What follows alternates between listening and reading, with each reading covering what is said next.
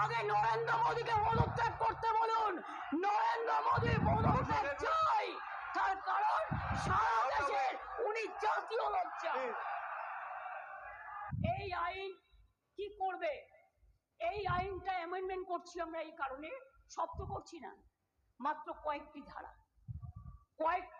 শুনুন না একটু, শুনুন না একটু, হাত জোর করে বলছি শুনুন। মা বোনদের জন্য শুনুন, নারী নিরাপত্তার জন্য শুনুন, হাত জোর করে বলছি। প্লিজ আমাদের কেউ কোনো কথা বলবে না, কেউ কোনো কথা বলবে না, আপনারা কেউ কোনো কথা বলবেন না প্লিজ। আমার একটু টাইম লাগতেই পারে, কারণ আমার অপোজিশন লিডারের কোয়েশ্চেনের উত্তর দিতে হচ্ছে। আমরা একটা নারী সুরক্ষা, যেটা রাত্রি সাথী করেছি, যেখানে পরিষ্কার বলা হয়েছে যে মহিলারা যত কম সম্ভব 12 ঘন্টা ডিউটি করবে।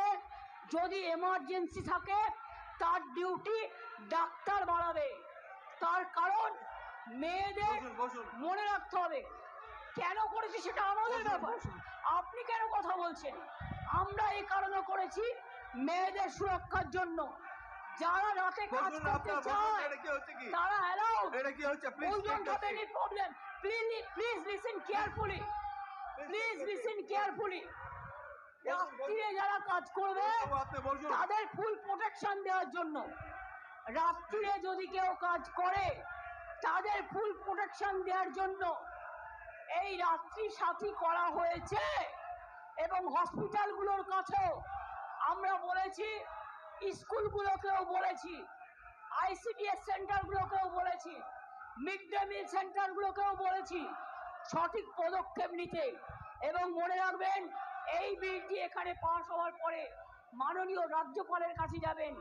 তিনি তাড়াতাড়ি এটা পাস করলে এটা রাষ্ট্রপতির কাছে যাবে। রাষ্ট্রপতির কাছে গেলে এটা আইনে পাস হবে, এটা একটা ইতিহাস হয়ে থাকবে এবং সব রাজ্য এটাকে আগামী দিন মডেল করবে, মনে রাখবেন। আর প্রধানমন্ত্রী করতে পারেনি বলে আমরা করেছি। প্রধানমন্ত্রী, আপনি দেশের লজ্জা, আপনি মেয়েদের প্রোটেকশন দিতে পারেন না, তাই আপনার পদত্যাগ দাবি করছি।